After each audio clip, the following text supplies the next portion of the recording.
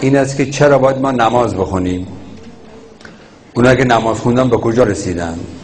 پدر مادر را با بچه‌هاشون در این رابطه درگیرن. بلند شو برو نماز بخون، این میگه ولش کن الان خوابم میاد، خستم، حالا بعداً کنکور مهمتره، تست، درس. ولی سوال میکنه از پدر مادرش.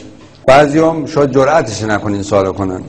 من از قول شما این سوال رو کردم، به این سوال میخوام پاسخ بدیم. چرا ما باید نماز بخونیم؟ نماز تشکر از خداست. خدا اگه لب به ما نمیداد،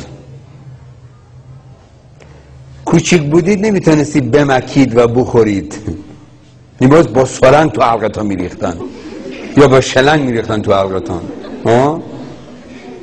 بعد بزرگ شدید با این لبا حرف میزنید، الان لب نداشه، نمیدونی چی میخواه بگی که این لب تنظیم میکنه حرفاره. قدیم میگفتم ب مثلا میخواه بگی میم مثلا، گو آقا لبا میچسبه کم میچسبه، این تنظیم کننده است. این مثلا چیزی میزنن از این بگید آره این تنظیم کننده است، این لب این تنظیم کننده است. هیچ بوسه اون دیگه نبود، آدم پدرش رو ببوسد، مادرش رو ببوسد، چقدر دیگه نبود دیگه، همه چی. این لب چقدر خوبه. حالا من که میدونم برای چی میخندید شما.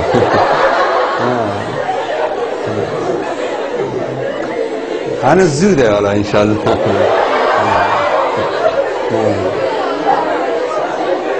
خب خدا داده برای یه چیز خوب دیگه.